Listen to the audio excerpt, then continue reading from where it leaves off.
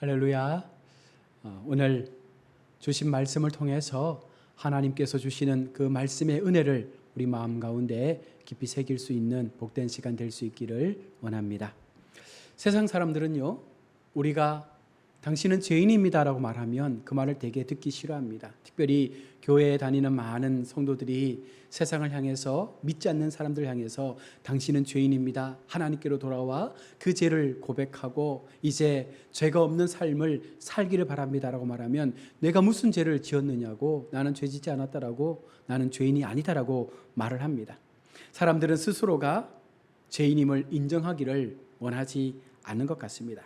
그러나 참된 기독교는요, 내가 참된 죄인임을 스스로 인정하는 데서부터 시작되어집니다. 우리가 하나님께 더 빨리 그리고 더 가까이 나아갈 수 있는 길은 나의 고백을 통해서 시작되기 때문입니다. 우리가 하나님 앞에 주님, 저는 죄인입니다, 나를 위하여 십자가에 죽으신 십자가의 그 주님을 내가 믿습니다, 나를 구원의 사랑으로 이끌어 주옵소서, 이와 같은 고백을 통해서 우리 삶을 하나님 앞에 내어드릴 때 하나님은 우리 가운데 오셔서 우리의 모든 것들을 사하시고 새로운 인생의 삶으로 인도하여 주시는 것입니다. 그러고 나면 우리 속에 새로운 변화의 삶을 살아갈 수 있는 마음을 얻게 되는 것입니다. 하나님의 사랑을 통해서 우리를 변화시켜 가게 되는 것이죠. 그리스도 안에서 베푸신 하나님의 구속사적인 사랑은요, 하나님의 자녀된 우리의 영적 위치와 또한 생활에서의 성격과 마음의 자세, 이 모든 것들을 다 조금씩 변화시켜 나아간다는 것입니다. 그래서 이 사랑은 영원하며 더욱더 우리 가운데 깊어지게 될 때에 우리 모두가 그리스도의 장성한 분량으로 성장되어져서 더 많은 세상 사람들을 향하여 그리스도의 사랑을 나눌 수 있는, 또한 그 사랑을 전할 수 있는 믿음의 삶을 살게 되는 것이죠. 참 우리 속에 필요한 것이 사랑임에도 불구하고 우리가 그 사랑을 놓치고 살 때가 많습니다. 고린도전서 13장 8절과 13절은 무엇이 사랑인가에 대해서 말씀합니다. 사랑은 언제까지나 떨어지지 아니하되 예언도 패하고 방언도 그치고 지식도 패하리라.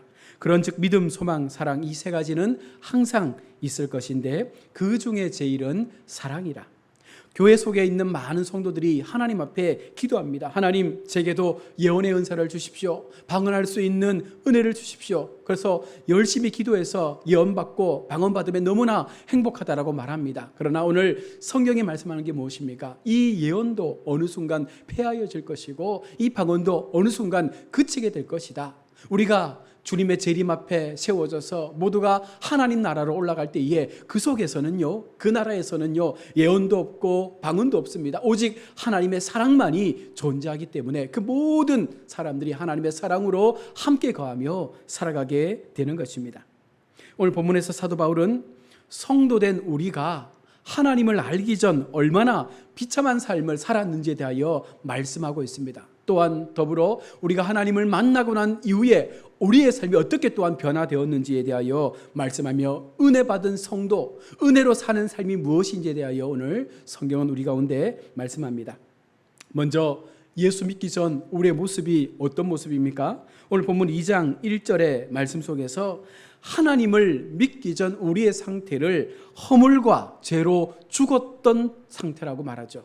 예수를 믿지 않았던 우리의 모든 삶은요, 죄로 죽었던 상태입니다. 허물로 죽었던 상태죠. 허물이 무엇입니까? 원어의 해석을 보면 잘못된 발걸음이라고 말합니다. 죄는 무엇입니까? 관역에서 비껴난 화살을 우리가 죄라고 말씀합니다. 다시 말해서 허물과 죄로 죽었다는 것은 하나님의 뜻에 불순종함으로 하나님의 저주를 받아 의와 거룩과 진리의 형상을 상실한 채, 하나님 처음 만들어주신 그 창조의 형상을 상실한 채 하나님과 분리된 상태를 말씀하고 있는 것입니다. 세상을 살고 있는 수많은 사람들, 하나님을 모르는 사람들, 바로 이와 같이 하나님과 분리된 사람들이 세상에서 죽어 있는 사람들이다라고 성경은 분명히 말씀합니다. 하나님을 믿지 않는 사람들의 특성을 바울은 분명하게 오늘 우리 가운데 증가하고 있는데요, 2장 2절의 말씀을 보시면 그때에 너희는 그 가운데에서 행하여 이 세상 풍조를 따르고 공중에 권세 잡은 자를 따랐으니 곧 지금 불순종의 아들들 가운데 역사하는 영이라. 하나님을 모르고 살아가는 사람들의 모습에 대하여 오늘 2장 2절은 분명하게 말씀합니다. 그들은 세상의 가치를 따라가는 삶을 살았습니다. 하나님을 모르기에, 하나님을 믿지 않았기에 그들은 세상이 주는 지혜와 세상에서 얻을 수 있는 쾌락과 세상이 주는 그 기쁨에 도취되어져서 그것이 전부인 줄로 믿고 그것을 붙잡는 삶을 살아간 것입니다. 수많은 사람들의 삶의 모습을 보십시오. 무엇 때문에 분주하게 달려갑니까? 무엇 때문에 저렇게 치열하게 싸움하며 살아갑니까? 바로 그 세상 속에서 그들이 얻고자 하는 것들을 그들의 손에 잡고 싶어서 그들은 열심히 살아가고 있는 것입니다. 물론 선을 행하며 사는 사람들도 있죠. 그러나 그것조차도 자신의 얼굴을 드러내기 위한 모습 아니겠습니까? 내가 이 정도 성공했으니 또 이 정도 선을 베풀어야 사람들에게 좀 인정받지 않겠느냐라는 마음을 가질 것입니다. 때로는 정말 아무런 욕심 없이 선을 행하는 사람들도 그 속에 있을 것입니다. 그러나 중요한 것은 하나님을 알지 못한 모든 인류는 다 죽어 있는 사람들입니다. 세상에서 죄와 허물로 죽어 있는 그와 같은 삶의 모습들은 결국은 어느 순간 마지막 그들 앞에 심판이 올 때에 아무런 변명 없이 하나님께서 말씀하신 지옥의 백성으로 끝나고 말 것입니다.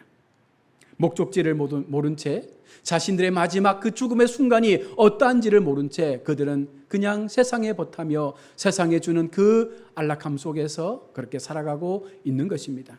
죽어가고 있지만 죽어간다라는 그 사실을 잊어버린 채 지금 사는 이 모습이 가장 좋은 것으로 생각하며 그렇게 살아가고 있는 것입니다. 성경은요, 그들을 공중 권세 잡은 자를 따랐다라고 말씀합니다. 오늘 본문이 말씀하고 있는 공중 권세 잡은 자들이 누굽니까? 바로 사단 마귀를 말씀하고 있는 것입니다. 사탄은 하나님을 믿지 않는 불순종의 자녀들 위해 군림하면서 그들의 영혼을 갉아먹는 악한 무리죠. 우리가 세상에 속하여 산다는 것은 결국은 사탄의 조종 가운데 들어가서 하나님을 믿지 못하도록 막아버리는 그들의 영적 그와 같은 싸움 앞에 우리가 철저하게 지배당하고 있다는 것입니다. 바로 마귀의 생각으로 우리의 생각이 조종당하게 되고 우리의 생각과 삶을 다 그들 앞에 내어줌으로 우리가 늘 영적으로 죄 가운데 살아갈 수밖에 없게 되는 것입니다. 영적으로 깨지 못하면 여러분 우리가 하나님 앞에 영적으로 온전한 모습으로 회복되지 못하면 우리는 늘 평생을 죄의 종로로 타는 그와 같은 삶을 살아갈 수밖에 없는 것입니다. 그래서 마귀가 하나님을 만나지 못하도록 계속해서 우리를 막고 있는 것이죠. 왜 그렇습니까? 하나님을 만나면 우리의 영적 영안이 띄워지게 됩니다. 그렇게 될 때 내가 어떤 존재인지, 나의 근원이 무엇인지, 내가 어떤 삶을 살았는지, 정말 우리가 얼마나 죄인된 모습의 삶을 살아왔는지를 스스로 발견할 수 있기 때문에 마귀는요, 우리가 하나님께로 나아가지 못하도록 계속해서 우리의 걸음을 막고 있는 것입니다. 계속해서 2장 3절은 말씀합니다. 전에는 우리도 다 그 가운데서 우리의 육체의 욕심을 따라 지냈으며 육체와 마음에 원하는 것을 하여 다른 이들과 같이 본질상 진노의 자녀이었더니, 여기서 말하는 육체는요, 헬라어 사륵스라는 단어로 인간의 몸을 가리키는 것이 아니라 타락하여 자기 중심적으로 되어버린 인간의 본성을 말하고 있는 것입니다. 따라서 예수를 믿지 않았던 우리의 삶을 보시면 자기 중심, 자기 자랑, 미움, 원망, 세상을 향한 여러 가지 많은 인생의 욕심을 통해서 자기를 위한 삶을 살아가는 것이 전부라고 말할 수 있는 것입니다. 그렇게 살다 보니 더 많은 죄를 짓게 되는 거예요. 그렇게 살아가다 보니 계속해서 다른 사람들에게 상처 주고 다른 사람들의 마음을 아프게 하며 나만 잘 되면 되는 그와 같은 삶을 살게 되는 것입니다. 우리 모두는 육체의 삶을 살고 있는 것입니다. 우리 모두는 내 본능에 충실한 삶을 살고 있는 것입니다. 그래서 이와 같은 자들을 바로 진노의 자녀라고, 다시 말하면 심판받을 하나님의 심판의 자녀라고 말씀하고 있는 것입니다. 그랬던 우리가요, 하나님을 만나고 예수 그리스도를 통해서 새로운 삶의 그 구원의 생명으로 나아가게 됐을 때 전혀 달라진 우리의 인생의 모습이 우리 인생 가운데 펼쳐지게 되는 것입니다. 이 구원의 은혜는 전적으로 내가 잘나서 받는 것이 아니라 하나님의 값없는 은혜로 우리 인생 가운데 주어진 하나님의 사랑임을 오늘 성경은 말씀합니다. 2장 4절과 5절은요, 하나님께서 어떻게 우리를 사랑하시고 인류를 향하여 어떤 마음으로 사역하고 있는지에 대하여 말씀합니다. 2장 4절과 5절에 세 가지의 단어가 나오죠. 긍휼과 사랑과 은혜입니다. 바로 긍휼과 사랑과 이 은혜의 표현은 구속 사역의 기초지요. 하나님께서 우리를 사랑하시는 그 사랑의 기초로서 우리 인생 가운데 놀라운 하나님의 그 사랑하심을 보여주시는 말씀과도 같은 것입니다. 바로 긍휼은요, 불쌍히 여기는 마음입니다. 은혜는요, 죄를 사하여 주는 하나님의 마음이죠. 그리고 본질적으로 사랑이라는 것은 바로 하나님의 성품을 통해 죄인된 우리를 구원해 주시는 놀라운 하나님의 역사라고 말할 수 있습니다. 하나님은 그와 같은 긍휼과 사랑과 그 은혜를 통해서 우리에게 놀라운 하나님의 일들을 이루어 가고 있다는 사실을 우리가 분명 기억해야 합니다. 긍휼과 은혜는 죄인과의 관계에서 깨닫게 되는 하나님의 사랑의 표현이죠.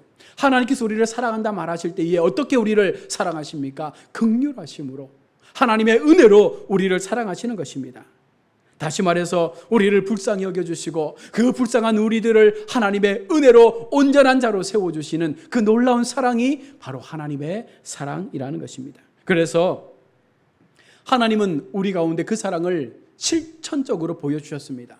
그 아들 독생자 예수 그리스도를 이 땅 가운데 보내어 주심으로 죄로 죽어있던, 허물로 죽어있던 우리를 살리기 위해서 그 아들을 십자가에 죽이심으로 우리의 생명을 살리는 길을 허락해 놓으셨습니다. 그러기에 예수 믿는 우리가, 하나님을 믿는 우리가 어떻게 살아야 합니까? 말과 혀로만 하나님을 사랑해서는 안 되죠.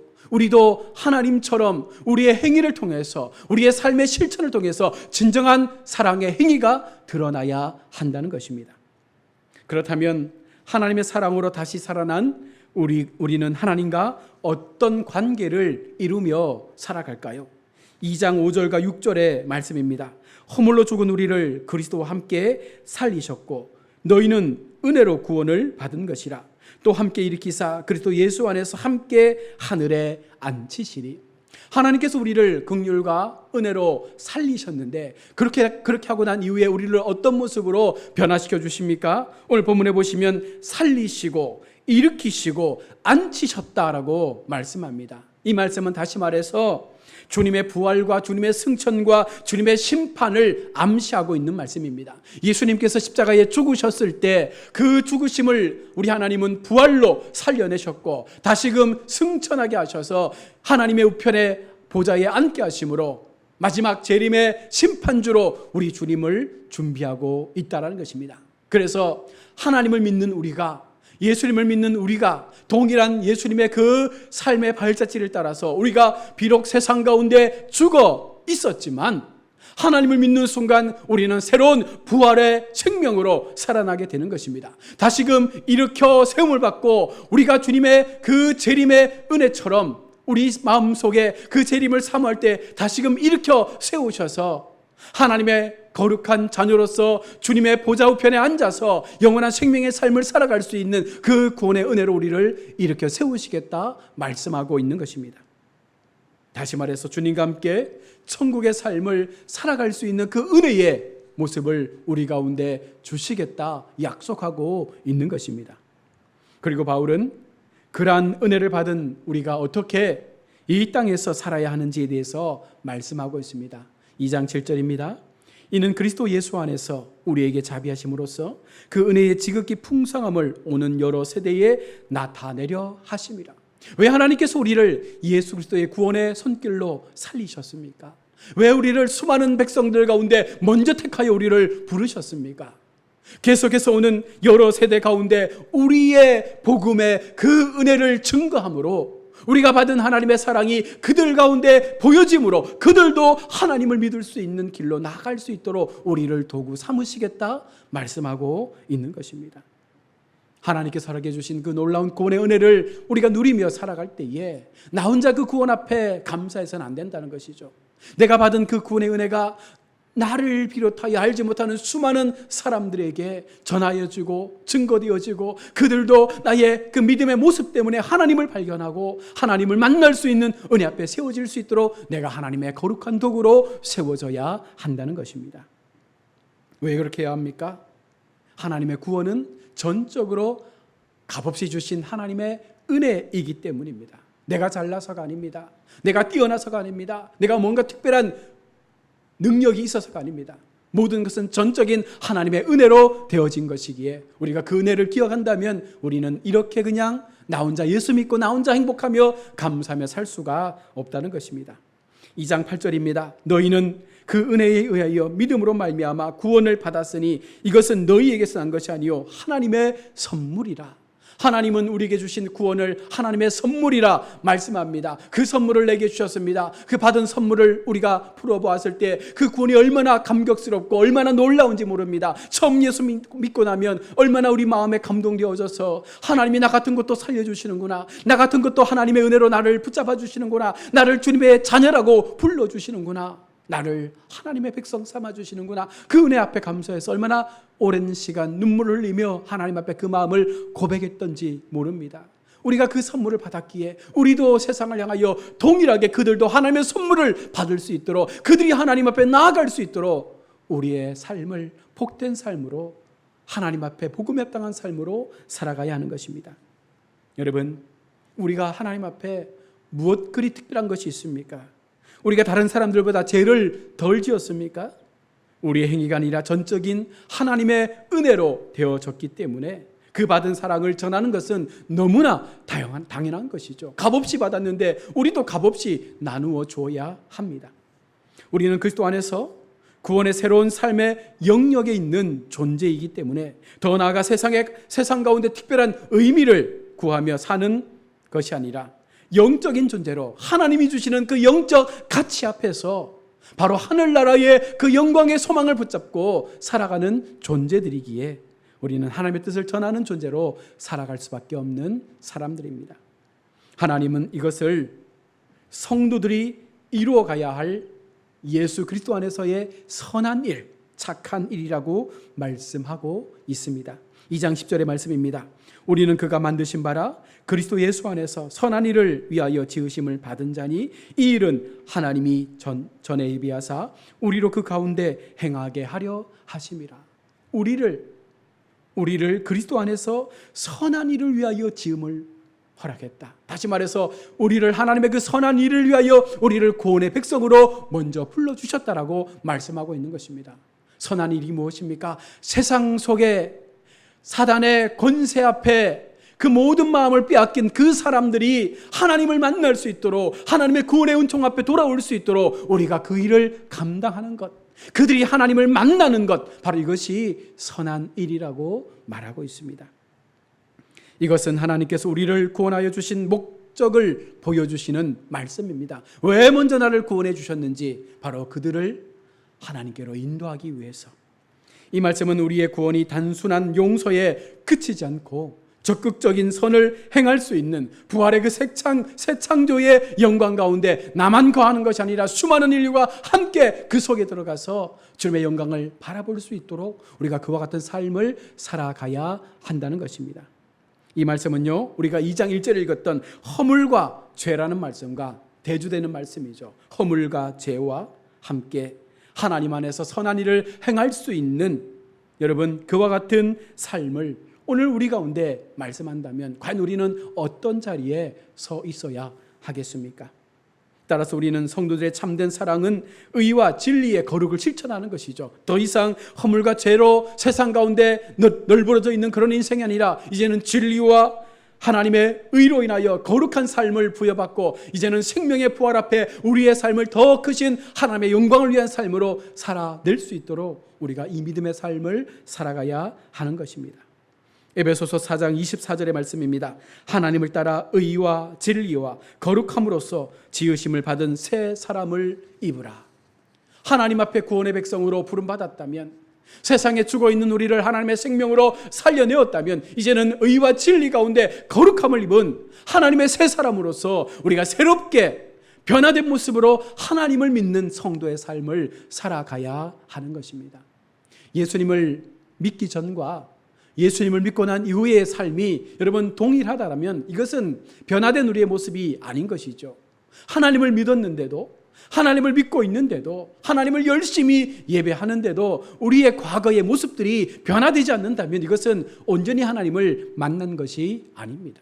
우리는 철저하게 하나님 앞에 우리의 모든 것들을 내어 맡기고, 철저하게 우리의 모든 죄를 주님의 십자가 앞에 내어 맡기고, 이제 내게 주신 그 주님의 십자가를 우리가 짊어지고 하나님 걸어가신 그 믿음의 길을 걸어가는 것, 바로 이것이 우리가 진정한 새 사람을 입는 삶의 모습입니다. 그래서 미워하는 사람을 용서할 때도 말만 용서하는 것이 아니라 진정한 우리의 행동을 통하여 용서할 수 있어야 되고, 정말 우리가 이웃을 사랑할 때에도 그냥 말로만 이웃을 사랑하는 것이 아니라 우리의 몸과 마음을 다하여 그들이 감동할 수 있는 그 사랑으로 우리가 그들을 사랑해 주어야 하는 것입니다.